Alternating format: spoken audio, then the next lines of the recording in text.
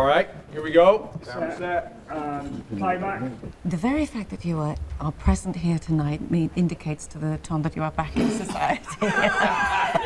Something like that. Sure. And now you must make it a fact for them by speaking with the debutante. But I've just... Oh, debutante. What sake is God? Wow.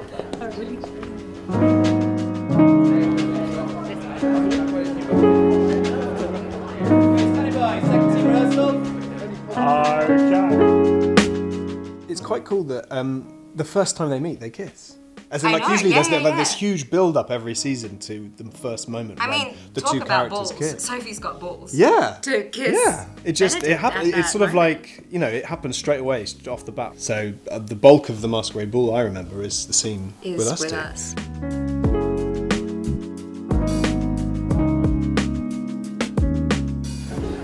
All right, ready? Yeah. Everyone settled, and action.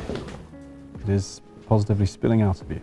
This was her first ball. Her character's never been to a ball before. So we had a lot of discussions about how to approach that from her character standpoint. We talked extensively with Yaron about what that means and what each moment is like, whether it's the food, whether it's the costumes, the people around her she's kind of rubbing elbows with. That's never been part of her world. So there was a lot of stake, there was a lot of risk. For him, it's just another day at the office. Music. Excuse me, I am to be somewhere. Have I offended you? No. I did not mean to pry. Do not concern yourself. Have you lost your chaperone? No, she Is it that we've met? Forgive me. No, I cannot dance. That is the truth. I cannot dance. A lady who cannot dance. Is this a part of the character you're playing tonight? Silver ingenue. I'm quite a fan of rhythm generally. Like, I quite like a day filming to have a bit of rhythm to it, and maybe there is a rhythm to ball scenes, but it's a very slow rhythm, and I quite like, you know, like just quick pace, like just do it again and go, okay, now we move on. And this is a bit more like moving a huge, you know, you're moving so much stuff, like so many people around in order to create this big design effect. So yeah, personally, obviously, I prefer just scenes with us two. Me too. To do. But yeah. I do love our scenes. Yeah. You are observant. But I will have you know I was doing rather well fending off the gentleman on my own. Does he not possess the qualities you seek? Qualities? In a suitor? Oh, I am not looking for a husband. The Masquerade Ball was first block, I think it was like a month in. It was like week and a half long shooting. Everyone was just in these extravagant gowns and characters, and like Joan of Arc. There was this guy that dressed like a panther and this guy in a toga in one corner, and it was insane. I felt like I was in a costume party. That was where I kind of met everyone as well. Close up together. Very nice, looking at me, love that. Go, Power Rangers! The first ball of the season has traditionally been Lady Danbury's ball. She kicks off the marriage mart year. Woohoo! Only this year, she don't want to kick no marriage mart year off. She wants to step back from being at the centre of all the wheels turning when it comes to getting the ton together, as it were. How mortifying. I think you look rather good. I could not agree more. Cut, good, hold there. So Lady Danbury. So in the way. I'm glad she's handing over to Violet, because Violet is her trusted confidant, her friend. There's something bittersweet about it, because this is also where you see her friend sort of being slightly taken away by her brother. Sometimes that happens with your pals when they get together with someone. You kind of see less of your pals. And this is even more slightly galling for her because it's her brother. The first ball sets up the season for the entire ton. So it sets the precedent, if you like. And it has to be good. It's where the Queen will or should be turning up. All of that.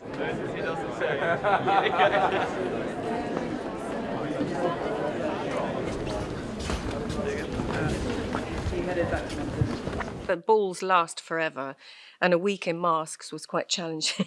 but it was extraordinary. Some of the costumes are beautiful, and it was nice to do something different. Also, it gave the costume department something to do that was other than a ball gown variation of where we are now.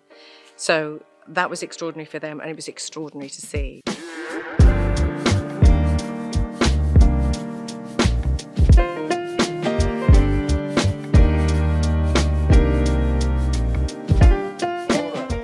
Exactly like today, if you went to a Halloween party, everybody comes. Some people are overdressed, some people are underdressed, some people were in their street clothes.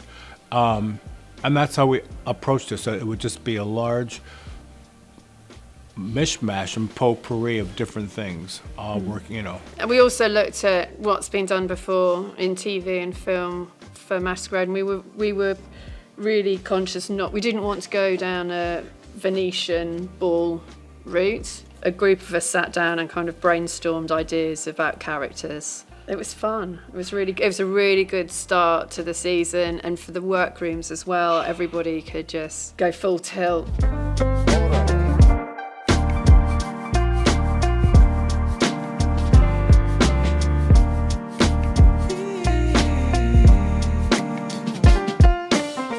This was kind of a character ghost man and ghost woman. So everything's created from hair. So these are created with hair sheets, little hair pom-poms that are rolled, little flowers here. This was inspired by an 18th century wig. We dye the synthetic hair. We dyed it peach orange and gave him two beautiful back-combed rolls. We crimp the hair first to give it more stability, and this is a typical 18th century style. And to go with Flower Man was Pink Lady. We went for a 1960s hairstyle, and again we dyed the hair with a little bit of tinge of purple violet. So it's really eclectic. We've got everything and anything in here from all periods.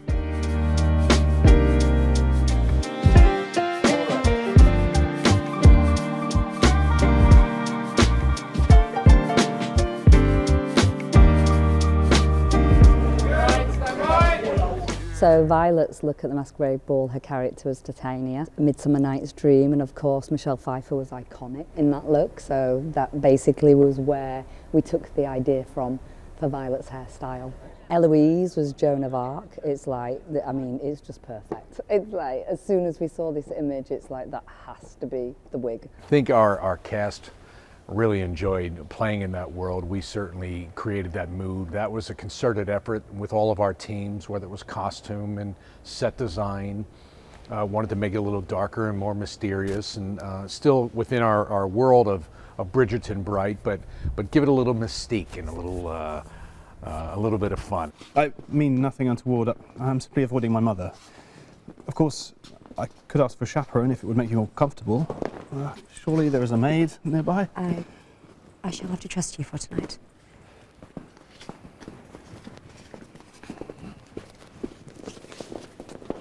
Right, good. Really nice. Everything starts with the script. Everything. You can't design a set until you've read the script, because you have to understand how many entrances and exits there needs to be. Do there need to be windows that open, doors that function, corridors behind? Are people listening outside the door?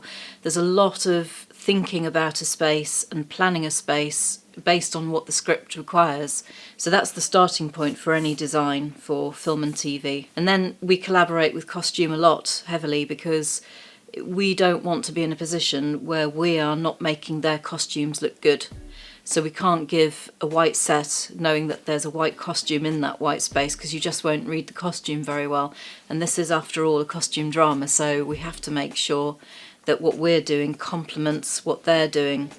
And so I spend quite a lot of time with costume over the course of the year, having chats about where we're headed, ideas. We look at fabrics that they're working with, and I'll pick colours depending on what fabrics they're going to be using. It was a bit of a tricky balance to strike, because the Bridgertons wouldn't do a very dark masquerade ball. It had to have an air of magic rather than an air of kind of too much edginess, really. So we started thinking about the colours for them, and of course Bridgerton blue is very pale and pastel, And that, I think, wouldn't have played very well for a masquerade. So we darkened down the colours a lot and came up with the concept of doing a sort of a magical, moonlit, woodland, dark sky at night feel. So starry skies were quite a heavily featured element. Actually, that's the original pastel strip that I did just to get the colours right. So we designed and had printed hundreds of metres of fabric in this colour combination. Once we had the fabric printed, I had a team of people sticking tiny little bits of mirror on the fabric to drape around and create this sort of starry night exterior sort of feel.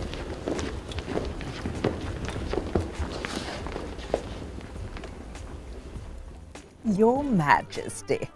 Then the floor, we thought, oh, it's a bit boring just dancing on a wooden floor, which is what it would have been. It would have been the parquet floor. Thinking about the theatre, they used to paint floor cloths. So I thought, well, why not? We'll paint a floor cloth for the Bridgerton masquerade ball. And we made it a skyscape looking up at the sky with clouds around the edges and disappearing off into a starlit sky. And we dropped Cassiopeia, the constellation for love, in the middle of it. Just a little Easter egg there. Yeah, you know, gotta try.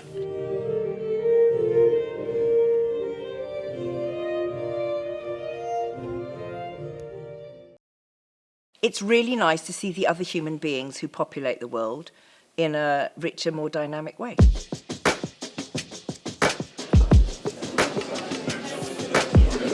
All right, here we go. Camera set and action.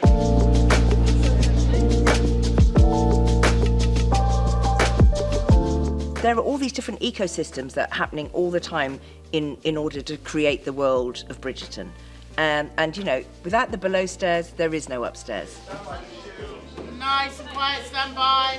I'm always interested in class, if you get me going, the disparity between different people in society. So it's very good to kind of have that conversation in a, you know, we have it in a delicious way, and it's obviously it's all connected with the Sophie story. But nonetheless, it's very lovely to have that highlighted.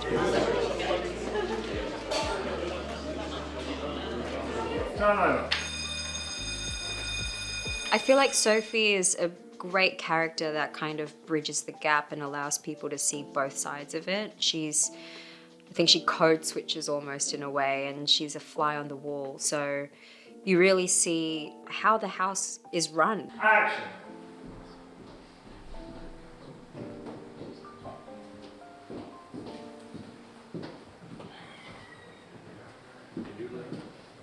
Without the maids and without the footmen and the cooks, basically the noble people don't really know how to survive. They're kind of the heartbeat of the house, really. They keep things alive, they keep things running and moving. We knew that a lot of the scripts were going to be about the downstairs world. Bridgerton's well known for being an amazing, sumptuous feast for the eyes, for the upper classes.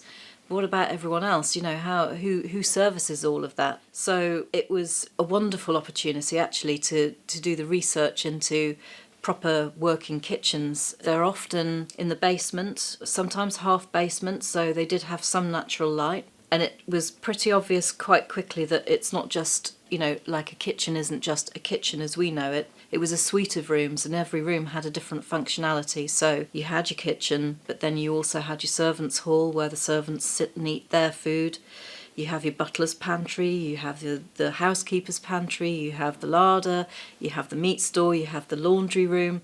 So we thought about the things that we would need for our kitchen scenario. Even though they're the servants, we all know that Violet is a very caring, compassionate person. She would look after her servants, and in return they would look after her and her family. So she does it the right way.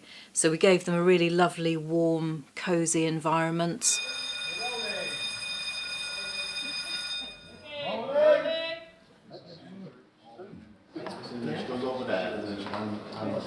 As soon as you feel her come past, you come round and take it. Maybe you're calling the footman towards you, like that. So he'll bring you over from the, from the oven. Yeah. Just a little bit closer. It's just say, tell them this is ready to go. Yeah. Michael, you pick it up. Walk out this way. Yeah.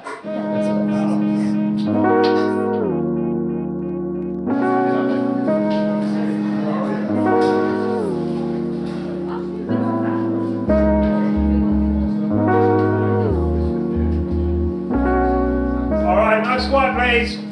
Camera set. And action.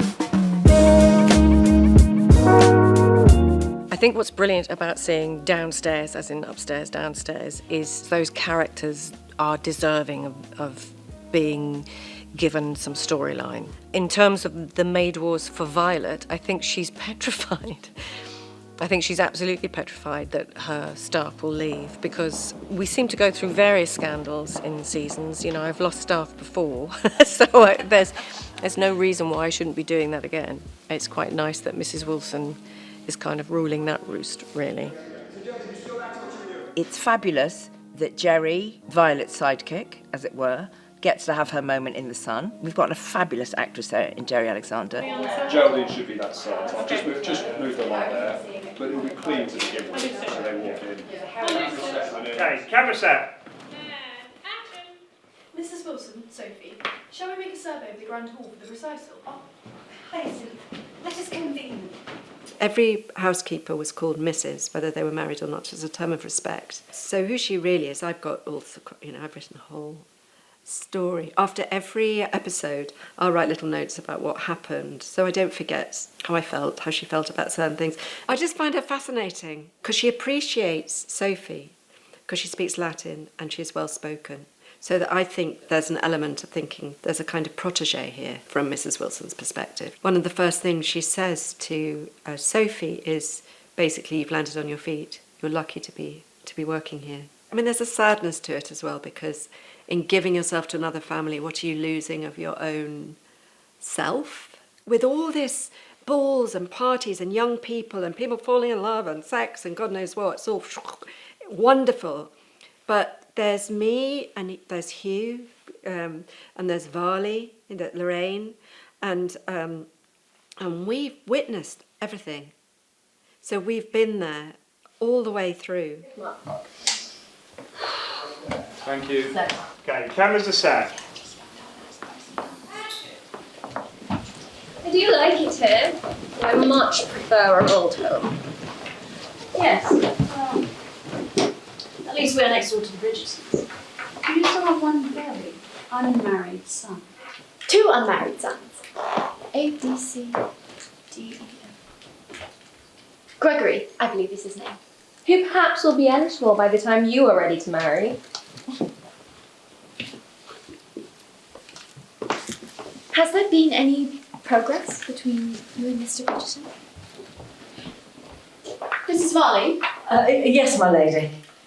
Have you yet searched through all the crates for my missing shoe clips? Well, we have. We could not locate an additional pair. I had 37 pairs of shoe clips before the move. I now have only 36. I counted the last time my shoes were all cleaned. Perhaps you double counted a pair then. Shoe clips do all look so alike. These were diamond French clips. I do not have another pair like them. If you wish, I drove a hard bargain for some clips for my previous ladyship I have an idea about where they went. I believe they were stolen by one of the household servants. Sophie Beck.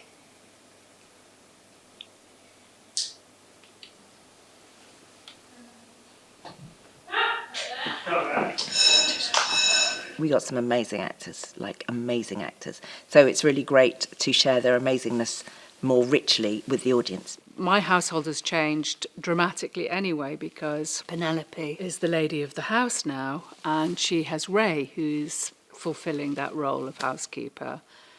And I think there's lots of fun to be had there, because she's not Varley. She's not Varley, and I don't disguise my displeasure. But, you know, maybe, I mean, they get back together. Do you know anything about Lady Danbury and the Queen? I cannot say that I do. No. Of course you do not.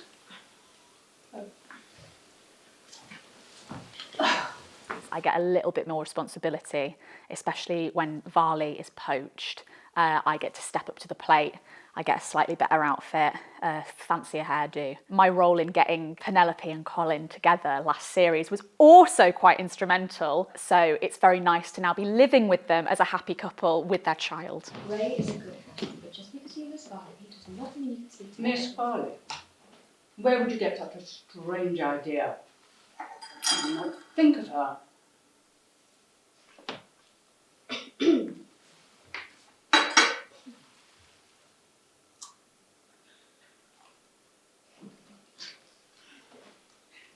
Let's go. And yet you weren't thinking of her. Okay, great. What's key to an effective side eye? I think it's like not just about the eye, it's sort of like all in the face, and that there's always a bit of like nose as well. Just all about what you're thinking, and it'll show on your face. I was just thinking some really nasty thoughts about these poor, talented supporting artists. So.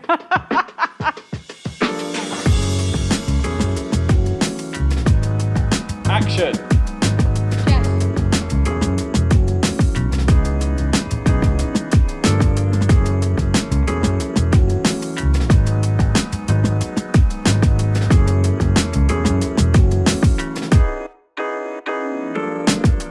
We know that Sophie ends up being a Bridgerton maid. So we actually took the Bridgerton maid costumes and redid them for this season to make them a little sexier, because she would have to spend a long time in one, and the original maid's uniforms aren't very sexy. They're definitely a maid's uniform. So we made some slight alterations to make them sexier so that when she had to wear it, it would help tell the story. And Benedict has to, she has to look good. But in the beginning, George will tell you. Oh, so in the beginning, There was a big bang. she's a Penwood maid, and the Penwood maid uniforms were we wanted it to look quite uptight. Penwood House was an old house, quite traditional. So we went for something that was a little bit more high collar and generally sort of old fashioned and sort of predating slightly where we're at. But we've attached this little lace collar, fold down collar. When Sophie's working in Penwood House, she has to hide her pendant, and this is another reason why we kept this collar really high. Bridgerton uniform that was already pre-established from the last 3 seasons. Because Sophie was going to spend so much time in it, we wanted to just make it look a little bit sexier, but without moving it too far away from where it was before. So we just changed the neckline, dropped the neckline slightly, and we also changed the colour of these and did like a soft, very soft pink. Essays, hello everybody. Good to see you all. I'm Sam. I've forgotten all your names yet again. I'm so sorry. I'll be asking you as I'm dressing you in. I had a look inside. It's one of the most exciting rigs I've seen in a long, long time. As you can see, this is a massive rig all the way up to the top. Inside you'll see it is a winding staircase. In the middle of the winding staircase, we've got a camera on a rope on a pulley system going up and down. We start with the camera at the top. It's going to come slowly down, it's going to turn around as it's going down, and we're going to see all of you either carry stuff up the stairs, down the stairs, pruning flowers, all the way down to the bottom where we'll land, and we'll see a couple of people coming in and out. We designed the staircase based on one of the stairs that comes down into the Bridgerton kitchens, and thought about what would that world behind the walls, behind the drawing room walls, what would that staircase look like? We had to build in all sorts of breakaway panels and walls to allow for the filming of the action that had to happen on those stairs. So it was quite a technical build, that one. Where you shall be greeted by. Indeed. Yeah. That is actually nuts. This is the best set of all time. It's just so cute. Fantastic set design. Observe the staff kicking it. They're just doing their stuff now. It's very special. Great, okay, awesome. Thank you. Thanks, Look man. at those. Here's one I made earlier. They'll all be coming home with me. Straight in like that. Straight in the face. All in one. It's funny, when I've been doing a lot of waitressing in my time, people often go to me, "You look like you should be on Bridgerton. You've got a face for Bridgerton." I've heard that loads, really weirdly. And I always sort of, in my head, if I ever joined this company, I always thought I'd be a lady, but alas. For rehearsal of the whole kit and caboodle, and as a bit of a bonus, we're going to get Ryan Wheeler, BTS, in the frame. Rehearsing! Thanks very much. And 3, 2, 1, action! For a house like Bridgerton House, there would be hundreds of service staff. Yeah, of course, it's a gorgeous, large house, but the fact that there could be hundreds of people in the kitchen at any given time, it's just mammoth. It's like you can't imagine that today, other than in royal houses across the world. But yeah, it's cool to step into those shoes in jobs that don't really exist anymore. How nice camera set.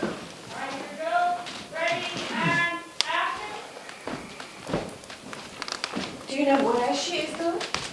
Sorry, no, I tried to catch her shit. I tried to catch her shit, but there was she didn't get once, and I could not find her in the crowds. I cannot lose her to the Americans. I need to know how on my charter a ship. If she, I need to know how one might charter a ship. You know, I need to know how one might charter a boat.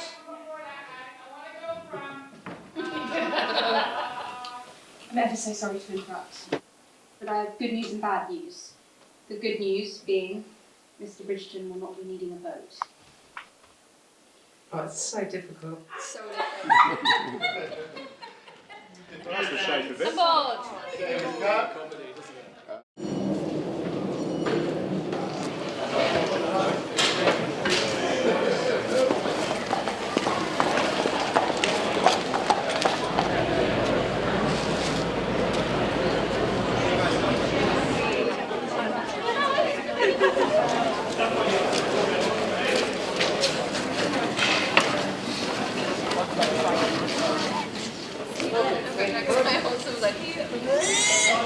Okay, so the second team rehearsal will be in the background.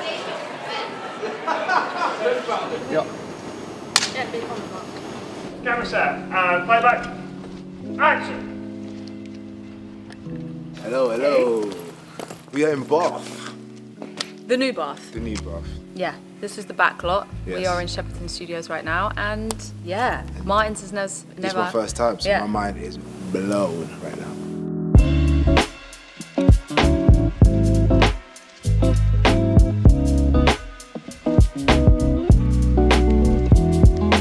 Wow. Modiste, right here. Well, this is here. Wow. Cool. Madame Delacroix. Yes. She in there. They've literally built the work for us. You're We in haven't got it. anything to imagine. Yeah. And the detail, I mean, look at this leaf. How detailed these leaves are. Yeah, exactly. I know that sounds like really silly, but there's no, oh, I see a mark that makes this world not real. I actually thought they were real. Yeah, they're not. They're not, yeah. Just seeing that now. No, they're not. I thought they were actually They're real. totally. At the end of season 3, when we were starting to close out season 3, we excitedly started talking about building a backlot. Because we're an enormous crew, and to go off to various different locations is hugely financially costly, but also in terms of crew safety, driving home late at night after a long day, we often can't do what we want to do or need to do because of the restrictions of the locations. You've got to get permission from everyone. Not everyone's willing to give permission. So you always end up compromised in what you can shoot and what you have to shoot, and it doesn't necessarily service the story very well. I actually feel transported like I'm Totally. like we got the train. Yeah. And now we're here. This is the Hunchet, and it's a gallery. And if you take a look inside, you might be able to meet some of the owners. I think they're on a lunch break. We felt that if we could give enough variation with all the different streets that we could fit into the lot that we were given, that we could probably save the crew a lot of travelling and build a set that then was within our control, and we can affect it however we want to do. We can change things, we can repaint things, we can build new bits if we need to. The next iteration of that was to use this new bit of land in between Shepperton Studios and the old reservoir, and we would be given a portion of that to build a network of streets to form the new backlot at Shepperton. Off we went, and you've seen the result. So. Hold that beat there, and then as she kind of looks back up, that's when we kind of drop it. Okay. And action.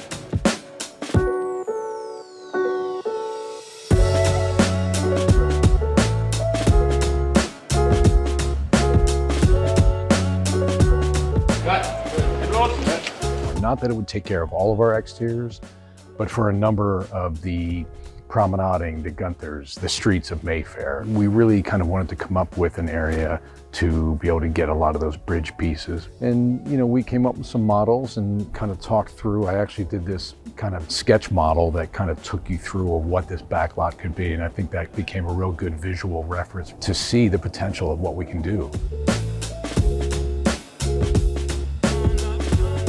We're working on the VFX model of what the street's going to look like, so by the time you do this, you can probably see what that street looks like, and we'll put that in there, show you a before and after. Ready? Look at that! Isn't that cool? Yes, but and we see this right away in the first episode when Violet steps out of her carriage. I've done exterior stuff before, but nothing on this scale. I don't think many people have done anything on this scale in this country. It was a monumental task. If I think about it now, I just think, how on earth did we do it? But when you get the right people in the room, you make great things happen. The same as, you know, architecture, building a skyscraper. You've got to have the right team in place that know how to do their bit of the job. Everybody comes together and everybody is absolutely key.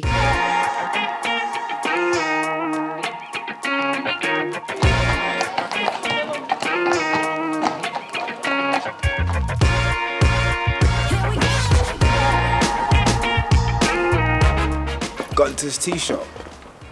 Shall we have a look inside? Should we see if there's any spoons? Oh, it's cute. It's nice. Yeah. How'd you get a film crew in here? I don't know whether you'll be able to catch this stuff, but look at all these little decorative ornaments here as well. Yes. On the backlot, we have about 5 different styles of architecture. So we have the Bath stone of the Royal Crescent, so there's our beautiful curve. That then leads into our Regent's Park inspired, so our Nash Terrace inspired cream buildings, which is the long straight run. And then we have our Big Market Square, which is really, it's sort of a combination of styles of architecture, it's partly inspired by some of the Bath streets and also the Royal Naval College. And then sandwiched in between those, we've got the Woburn Walk architecture, which is the first Regency shopping street in London, apparently, so that's where our Modiste shop is based. This is where I'll get my my tailored suit. So Kingsley knows me well, so I just call him up and send a courier pigeon. And then, in addition to that, we've then got the Spitalfields market. That is more of a rundown, you know, well, I say rundown, but it's more of a sort of an East London inspired brick street. Wholesale, import, export, warehouse, lodgings. If you look at each house here, even the way they've painted the bricks, I can imagine somebody there with a sponge, like selecting the colours, because this is so different to the road that we were just on. Without camera crew and our actors, it's a strange thing. It doesn't happen. That's the oddity of our business, really.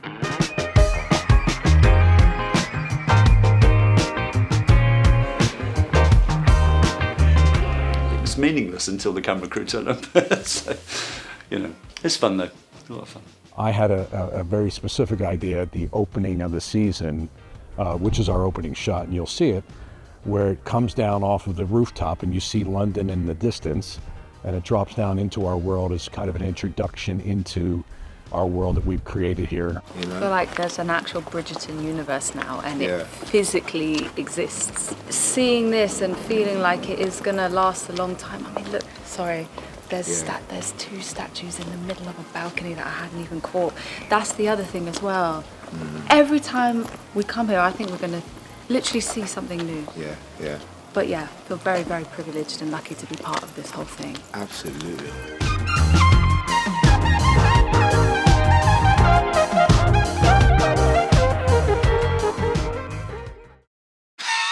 It's tough being a maid. It is tough. The cleaning, the mending, the sewing, the bringing the food, the bringing the cakes, the cleaning the urinals, the poo. We don't see that in the show. But that's what they would do. It's just a really tough life for them, and they just eat their cakes and go to balls and dance. I think I'd much prefer that. Thank you folks, here we go.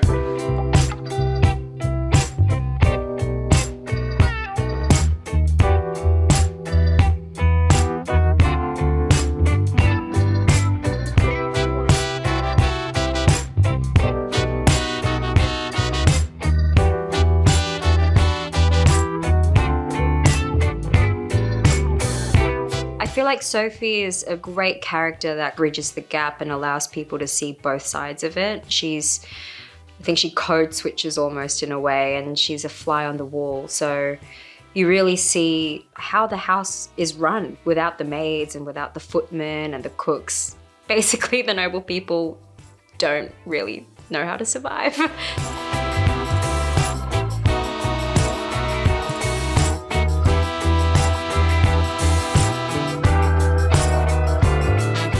Yeah, it's a tough life for them, but we're really trying to explore that and peel back the curtains of the glamorous life, I guess. Oh my God, costume and makeup is such a crucial part of, I think, getting into character. I don't wear doilies, I don't wear hair like this, I don't wear it every day. All those little things I think help create a character from like the ground up, you know? Why are you always here? Sorry, I step closer, don't I? Yeah. Do I step closer? No, you're fine. You're fine where you are. Was that it? Yeah. Great, sorry. Good. Still running. But that was some great gesticulation. I loved it. Here we go. Ready, and action. I have no intention of pursuing Miss Hollis. She can never compare. Compared to what? Why are you always here? I don't wake up like this. I wake up looking bags under my eyes, puffy face, and then, you know, after makeup's done, I can look at myself in the mirror and be like, great, that's what I look like. Get my costume, great. Cut that there. Beautiful. We got that, guys. Awesome. Let's rehearse the next scene. It really does take a village to create one character, and yeah, it's the work of many people. Starts with these pink balls depuffing my face because my face gets very puffy in the morning, and usually it's like I'm in the chair really early. And Ali does my hair and my makeup. We kind of plotted Sophie's hair journey so that for Penwood it's kind of like super slick, kind of disciplined household, and then gradually as Sophie progresses in the story, it kind of is like softer as well. I mean, obviously Bridgerton has their own kind of uniform, and yeah, we're trying to make Sophie softer as well. We're just kind of incorporating that with the hair looks as well. Yeah. Call her the roly-poly hair. Roly-poly, because it reminds me of the roly-poly bug. Yep, there she is. Wait for the plaits. Yeah, wait for the plaits. My doily.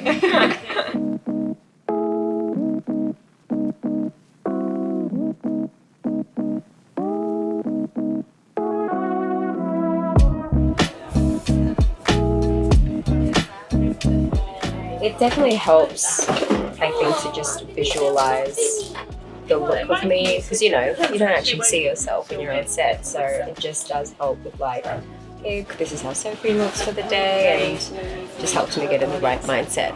But then with the costume and everything, that's when I think it all settles in, and I'm like, great, let's shoot. Yeah.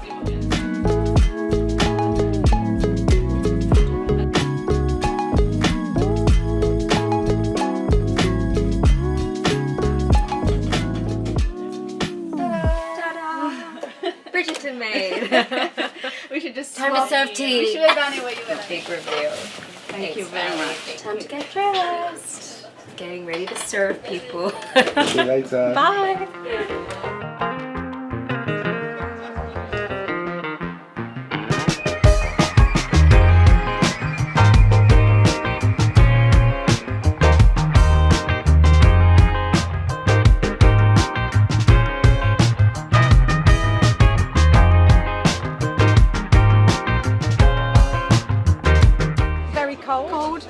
Cold.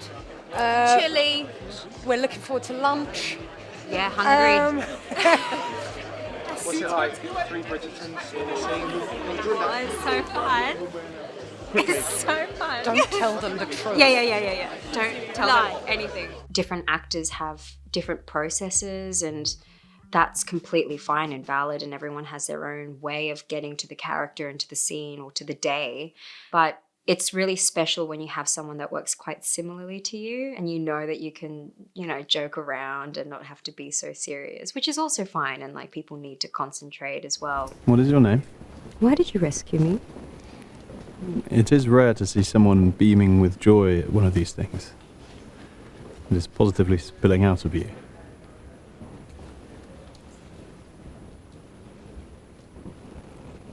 I don't know what that was. He's right there as well. Got there. Alright, good. Yeah, no, it's worked really well, hasn't it? They've done a good job, the casting people.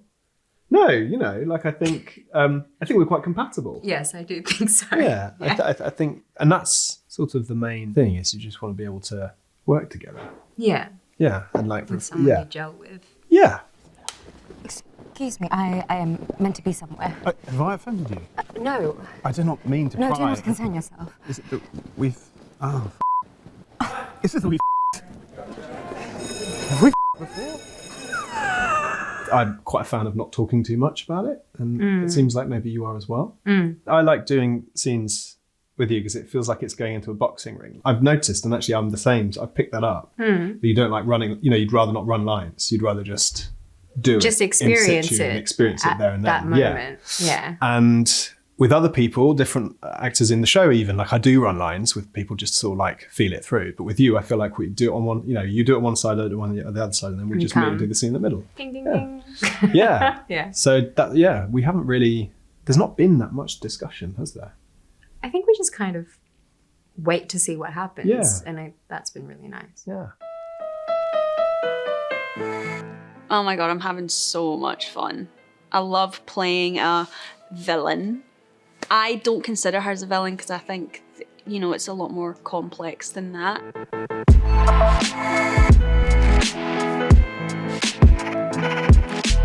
She's not able to get over the fact that the man that she loved kept this dark secret from her about having this child.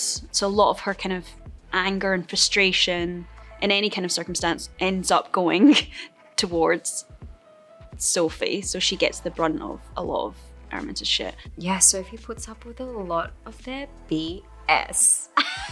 But I think in turn it just shows how resilient she is.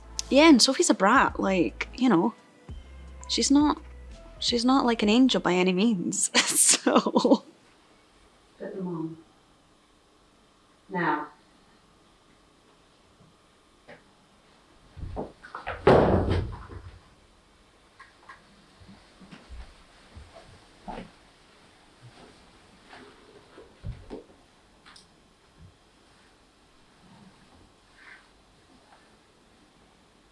Perfect fit. I am as surprised as you. You marked my silver shoes. You slipped into the masquerade ball.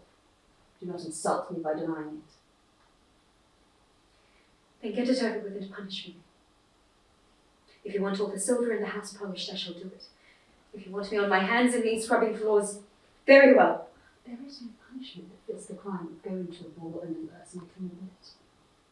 Of stealing my shoes, those gloves and that dress from my home. It is my home as well. How dare you? This was never your home. I've suffered having you under my roof all these years, and you repay me with this duplicity. How have you suffered?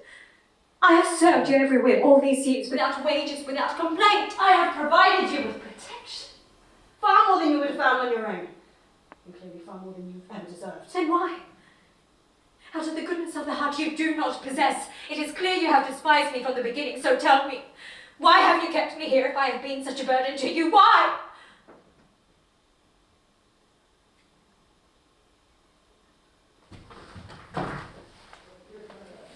Thank you. Cut. I think we've slotted in quite smoothly as well because the original cast are all so lovely. You're not just the newbie, you're not the only newbie, so that's kind of comforting as well. Yeah. There you go.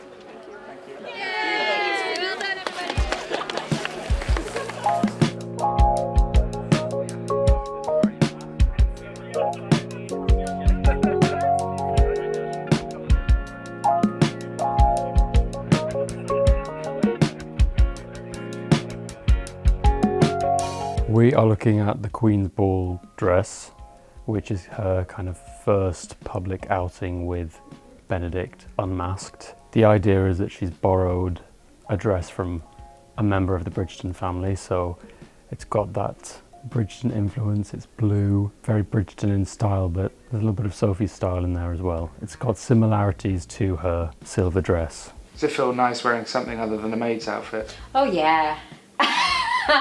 Even though I have to wear a corset, it's nice to spice it up, you know? And not have a doily sitting on top of my head. I'm wearing the silver gloves again that I wore from the masquerade ball. So this ball almost feels like it's kind of like a full circle moment, which is really nice. George, John and Henry are all just masters at everything and problem solvers basically. How much higher can that go up? I think it has to go up all the way. It feels so nice to be able to dress up as a lady. You know what, it's kind of funny being poked and pinned. Bless Golda, I don't know how she does it, because everybody wears a new dress every single time. No one re-wears a dress, which is insane. But yeah, a lot more fittings required for one dress than I thought. Put your foot out and twist yourself a little bit. No, really. No, I know. Yeah. But just tell me how to pose. I don't know how to pose. Hey, do you look like a lady? Do I look like a lady? You look like a lady. Do you want one from the front as well? It's always nice to come into a fitting and just know that I can have a good time, you know. John's hilarious. He has the driest sense of humour. Yeah, see, that's looking good because it's giving a shape Yeah. to the top. In the right place? Sure. I just think maybe. I know, so horny. I mean, horny, but. I think laughter just makes a process that much easier anyways, and you kind of need to when, I mean, they're under the pump with however many dresses they need to make. So it's that story evolution of Sophie as well. Like, she actually gets to step out into the world as like her true self, and I think that's what the kind of Queen's Ball represents. She's not hiding behind a mask or anything. Run over.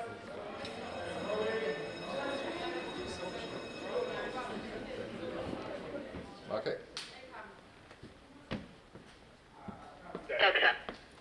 All right, here we go. Ready and playback.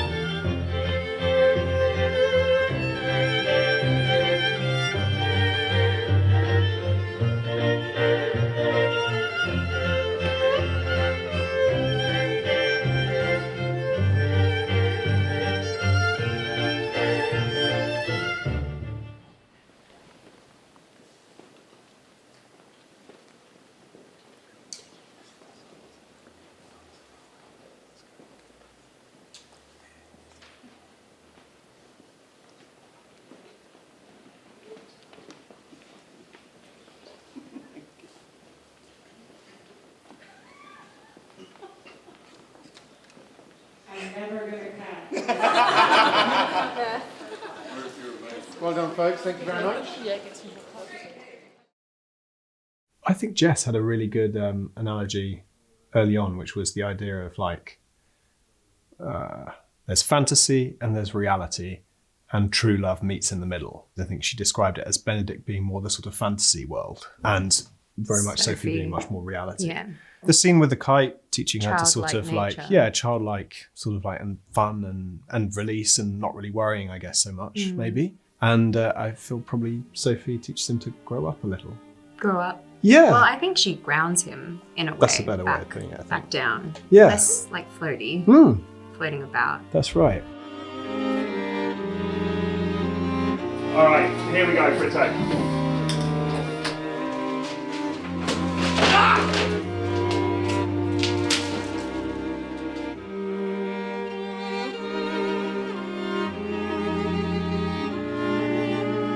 They keep meeting in different contexts, and these different contexts bring out a different side to them. So like they meet at the masquerade ball, and then they meet with her as a maid, and then they have this thing at my cottage, which is a completely different context where everything was freer and where they're away from society, and then they come back to London. So it becomes suddenly like Jess used to call it like a workplace romance. So there's always like these different contexts, and every time they're plopped down in a different context, the dynamic shifts. It's about like weaving all of those together into one relationship. Maybe. Yeah, Well, that was good. that was a great answer. You did it right. That wasn't bad, was it? No, that's why I stood silent. Yes, agree. All of that. All of that. And let me just add something. No.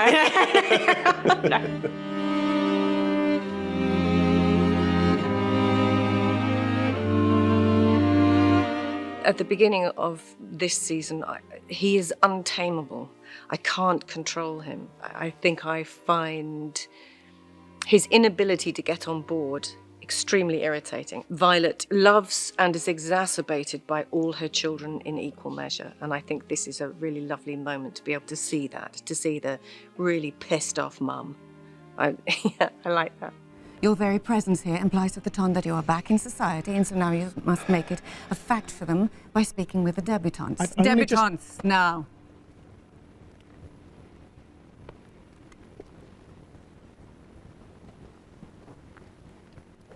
Good evening, ladies. I get to have more of an on-screen relationship with Luke than I have previously. Normally, I would either slap his head or tell him to stop eating or some funny quip between the two of us. But now we actually seem to converse, and that's what's lovely and different for me. What do you want with it? Yeah, you see that? This one, actually, this one, yeah. Can I just, She saved my life. He had a prosthetic scar put on. He gets an injury during his kind of heroic moment. And then we carry that scar through. You know, whenever you see him from now till, you know, however long this series continues, his character will always have that scar on him. It will always have to be put on.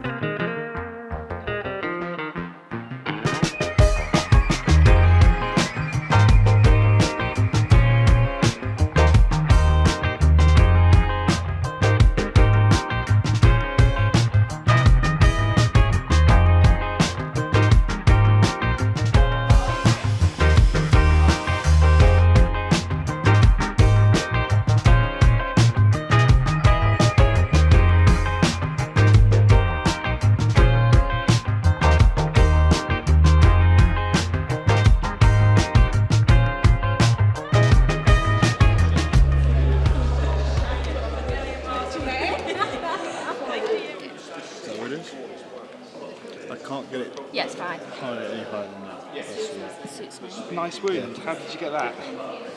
You'll have to find out in episode 2. Dun, dun, dun. Yeah, How does it feel? It feels fine.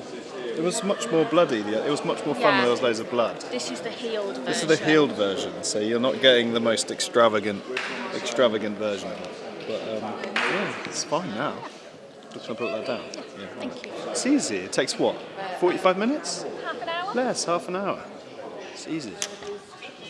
That's pretty good. She saved my life. Are you injured?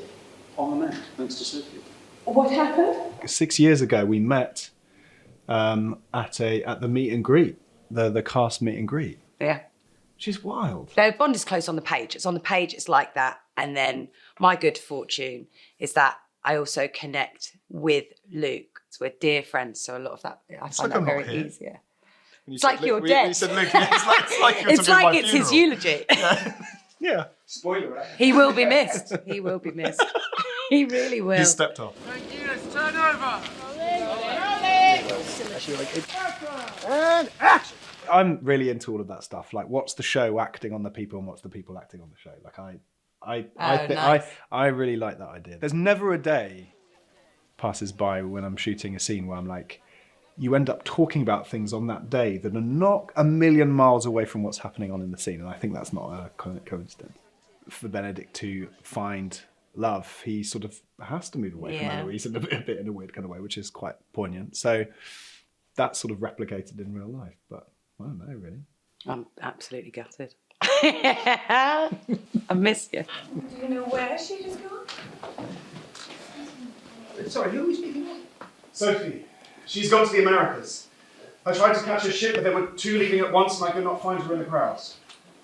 You chased Sophie to the dock? I mean, what's going on exactly? Your mother was in love with your ladies' maid and she has left us in the middle of the night without saying goodbye. I cannot lose her to the Americans. I need to know how I might charter a ship. If she... Well, I mean, Bridgerton was one of my first, if not, well, yeah, one of my first screen jobs, and I only started feeling slowly comfortable on screen as I was doing Bridgerton. I think you do learn a lot more because you see everything. You're in every day, so you can see the directors every day. You can see what's going on set every day. You get to know the set a lot better because I think what's horrible about, well, horrible, it's just the way it is, but like when you come in for one day, Yeah. and you don't know everyone. So that's why it's important to be really kind to people coming in because it's not very easy coming in like that. It's nerve-wracking. It's a big job. It's a big set. It's a big crew. Beautiful crew. So it kind of even the sight of it's intimidating. Like these amazing sets and stuff like this that we're in. Stuff like that's intimidating. Dad's looking down. We miss you, Papa! I'm the spitting image of that bloke. And I've never met him before. I didn't get to meet him. I look more like him and Ruth than I do my own mum and dad. Thanks, folks. So we'll go straight for a take on this. Okay, here we go. Ready and action rehearsal. Will.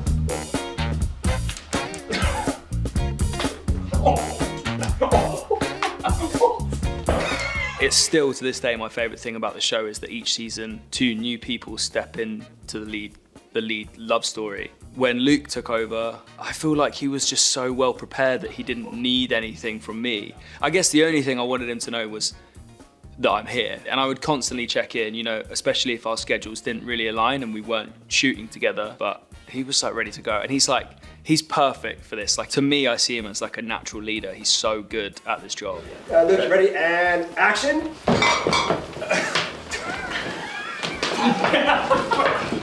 Look. Good. Cut that there. Love it. That's it. We'll move on from there. You can definitely feel the like younger siblings like preparing themselves, even if it's like subconsciously, because when we all started this, we're all playing kids or teenagers, so we have to grow with them. And you know, it's so interesting in this show how the characters develop season after season and they mature. It's been amazing to see everything that they've done this season. The next time I see it will be on the screen when we first get sent the episode, so I can't wait. I just have no idea what they've been up to, so yeah.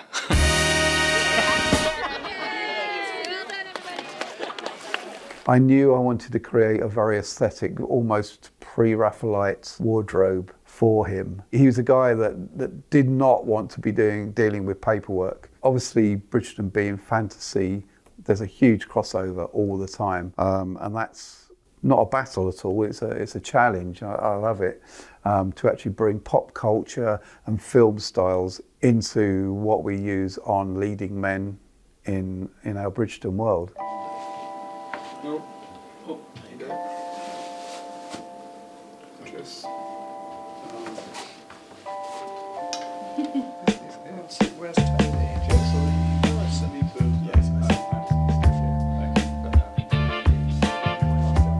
Yeah, so you can see the flair of it now from the stages that we've seen in the last few fittings. Yes. That's got a nice little touch. Oh, that's cute. You have to show that. That's reflecting my costume. The kite from episode 3. 3, yeah. Yeah, that's very cool. Oh, yeah, and I love that. I wanted all this to be very, very subtle. You know, it's the nearest Bridgerton's ever going to get to Jane Austen or Thomas Hardy, isn't it? We know he's very aesthetically forward, but he has a country-based side to him. He wants to escape to the country. He feels comfortable in the country.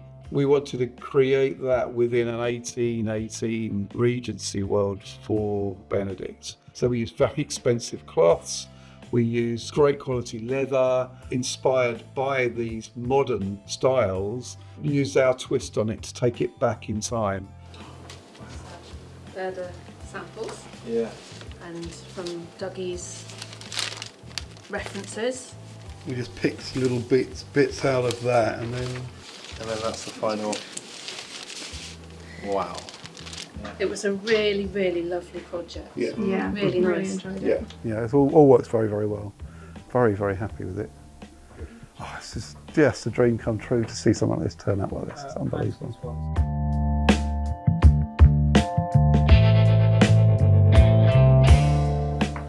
And it's a goodbye from me. Benedict isn't very at ease in the real world. Yeah. And so in a strange sort of like paradoxical way, I guess, yeah, paradoxical. I threw that word out. You did. A perfect love story is one that's sort of in a bubble, like, you know, not real. Oh, okay. Yeah. And that's what he has to learn. Yeah. I guess. So you're a little bit.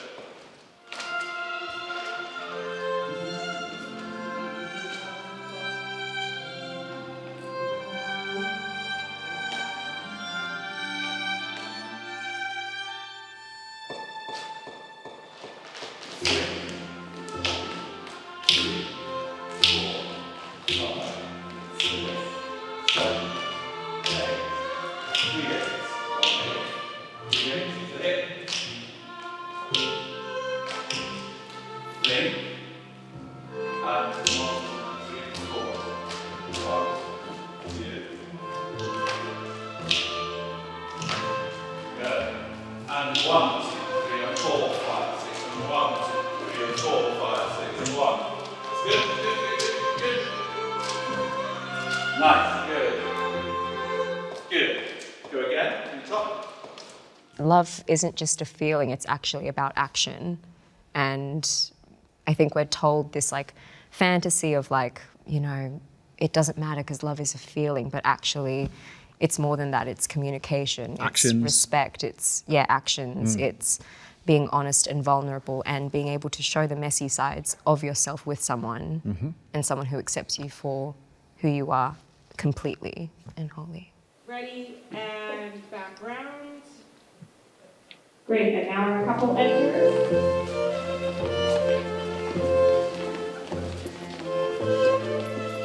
And they're taking the wheels again.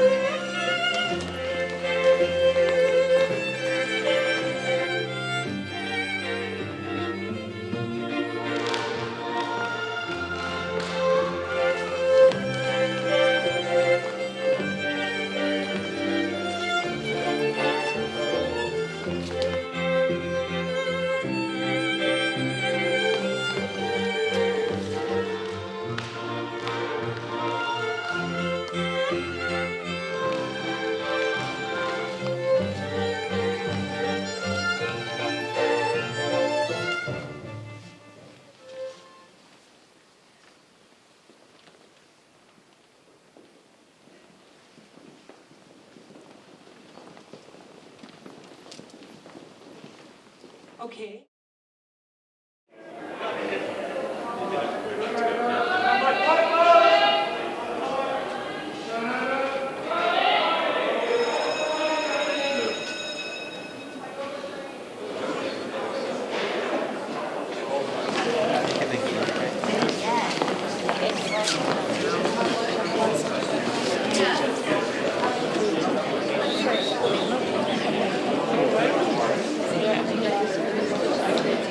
I think she might be doing it. The very, very beginning. I'm not sure. Right, okay, that's beautiful. Well done. That's really lovely. Moving on. Dancers, are you happy? Do you want to on my council with music?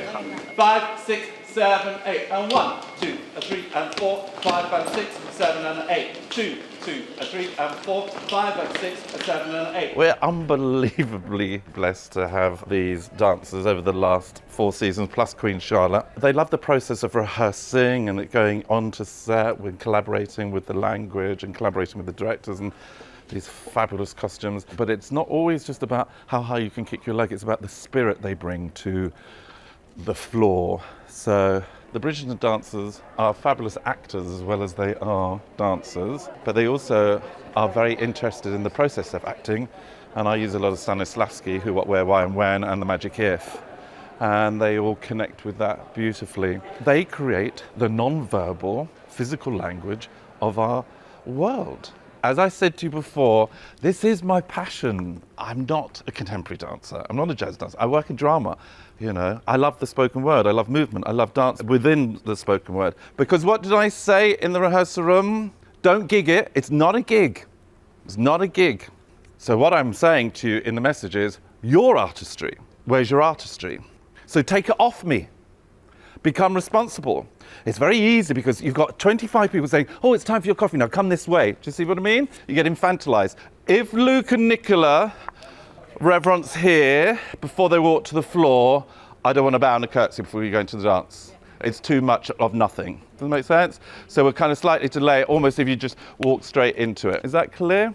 1 and 2, 2 and 2, 3 and 2, 4 and 2. Nice. Da, bum, bum, dum, bum, bum, dum. Hello. Lovely movement, yeah? So that's the past, that's the past, that's the conflict. All gone, no conflict.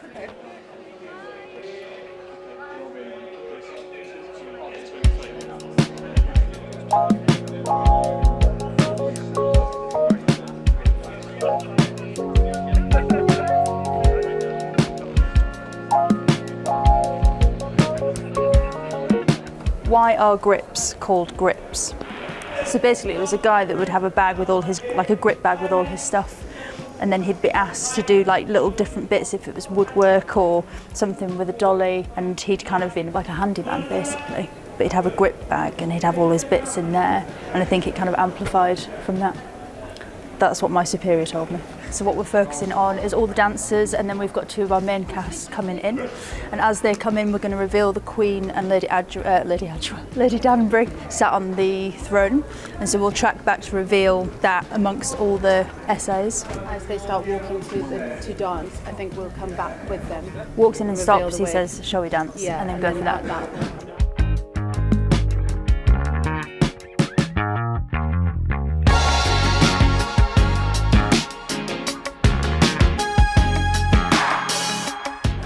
So good. Obviously good communication, having a good relationship with your operator, knowing what they need. Sometimes, you know, they might not realise that going a bit higher or moving at a certain time will really help them with a move. You kind of enhance all their operating. Yeah, good sense of humour, that's always needed. So we're going to take the dolly downstairs. Holy macaroni. Hi Tom, follow my leader. Hello. Thank you very much. Keep the noise down, folks. Mine. 1, 2, 3. Thank you. We've got a good thing going. We're a well-oiled machine, I would say.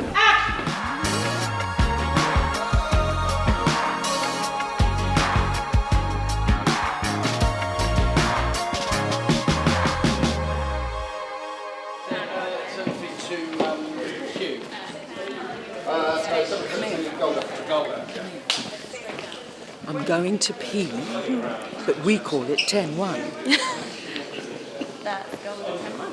Floor runners, part of the assistant directors department, and we look after the cast. We communicate between all the departments. Everyone knows what's going on. Okay, we're rolling. Okay, rolling. We get a shot list at the beginning of the day, so we know what shots we have to do on each scene. From there, you can work out roughly how long it will take, although always expect the unexpected. I will have yet another wee.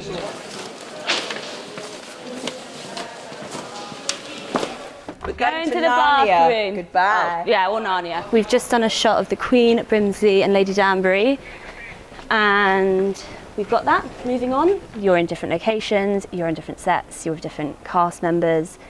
The cast on this job are all really lovely.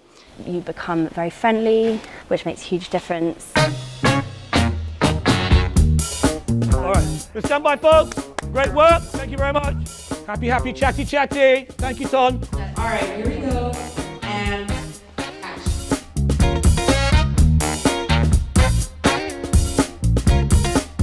We are dressing the whole world. We're making sure that this ballroom looks dignified, happy, balanced, everyone's having a good time, so actors can really perform. We set the world for actors to step in and really embrace the scene and the characters. And all these beautiful people.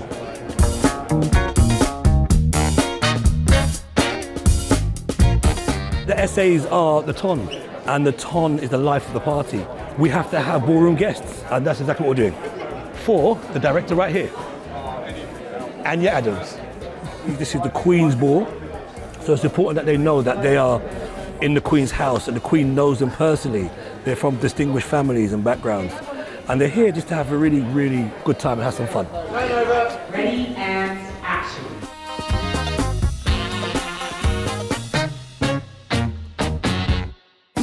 Excellent. Moving on, good timing.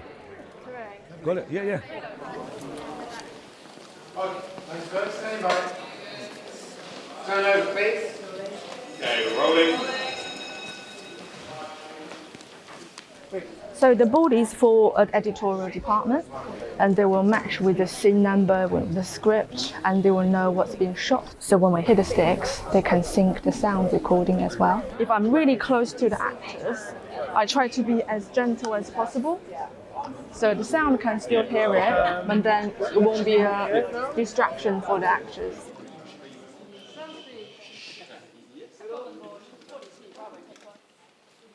And action.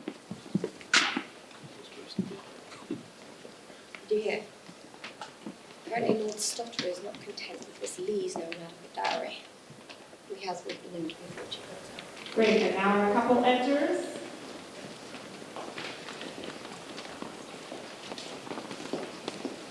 And have taken the floor to dance. And play that.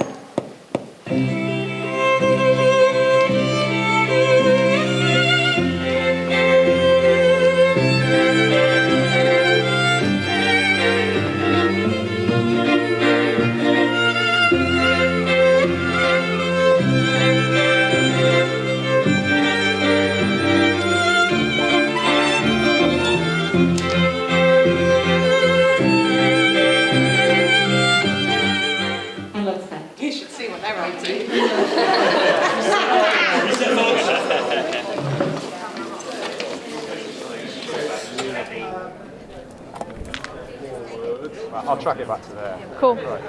Right. Happy for me to take them down, Doug? Placing the marks are crucial, especially I feel like on Bridgerton. Like I've learned a huge amount from this job by just marking actors' positions. It has to be really quite precise.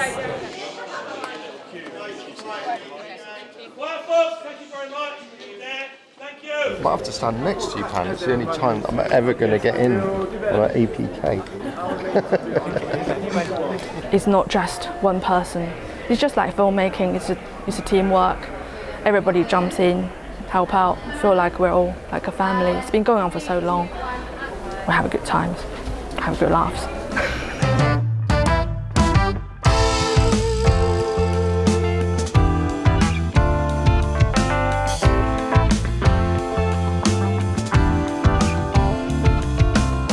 We're about to do our final checks. This is when costume makeup come in and we do our last looks to make sure it looks nice for the camera. Claudia's got this sack on to protect the dress, and I'm going to take that off because it catches on everything. I'm going to take that off, I'm going to put her gloves on, put her dance card on, her bracelet, and make sure, there's no mic showing, things like that. Make it look nice. Hello. How you doing? I'm okay, except my eye keeps reading. It's just so emotional. I know. The other hand. Shit! No, it's not. This hand. Oh no. It's not usually like that. It's usually. I've got stage fright. Go on, this is the one. Oh, God, dear. And that is. Get it again. Oh my god. So now the gloves on properly. Bracelet on. We need to find a dance card to put on her. The sack's coming off, the big reveal. Sack. Now we put shoes on. I've just got to find a dance card from the art department. and then I think we're good to go. Can I get a dance card for Claudia, please? That's fine. Thank you. Cool. Necklace central, earrings in. Happiness. Thank you. Love you. Love you. Thank you. Love you. So after we've done final checks, we'll go and sit at the monitors with the rest of the costume team. I'll keep an eye on my character and make sure she looks right. If I see like a mic appear, then I'll go in, tweak that. If her gloves start to fall down, I'll go in, tweak that to make sure it all looks perfect for every single time we do a take, and to make sure it matches like our previous scene so that it flows smoothly and it doesn't look like it's jumping about.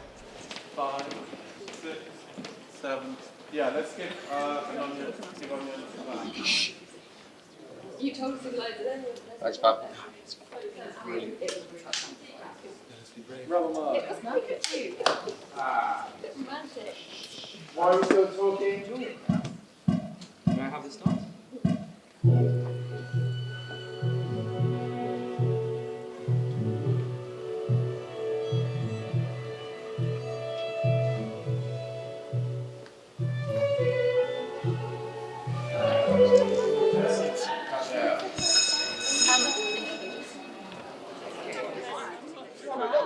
It's nice. Alright, you ready to start pushing the sword? So, yeah. Stand-in's a kind of role that not a lot of people have heard about, but it's where you take the place of the actors and you line up the cameras, you line up the lighting, you set up the shots. So the actors can be free for costume changes, for hair and makeup, tweaks, things like that. And then by the time they're ready and they come back to set, everything's good to go and you can shoot. Okay, second team rehearsal with no background on you. Our job just kind of like oils the wheels. It makes everything a lot quicker. It means that we can run the action again and again and again. You're not tiring out the actors in that time. They can get any checks done. They can have a drink of water. They can go over the lines. And they're calling, so we can edit.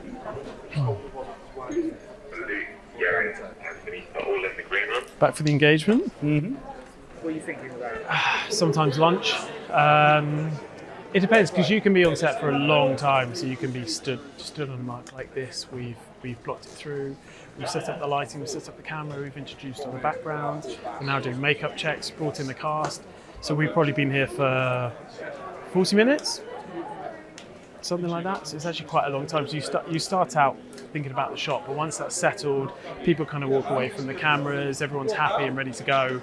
And then I've actually just been talking about my worst experiences of auditions and my most humbling moments of my entire life. So I'm really glad the microphone wasn't on for those. Yeah. I wish it was on.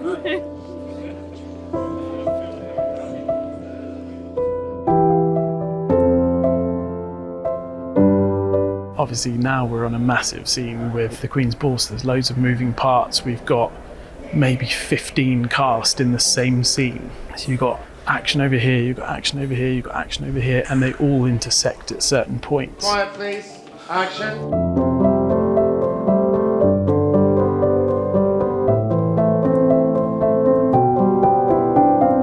I think that's covered it as best as I can in my limited vocabulary.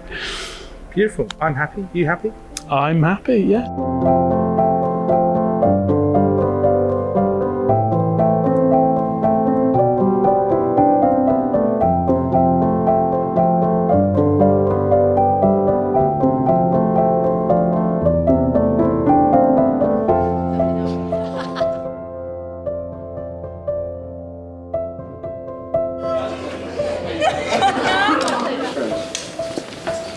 Cameras are set.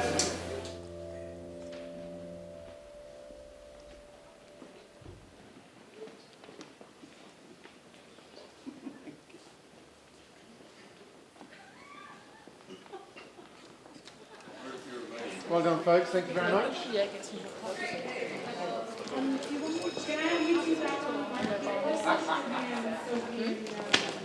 Tommy!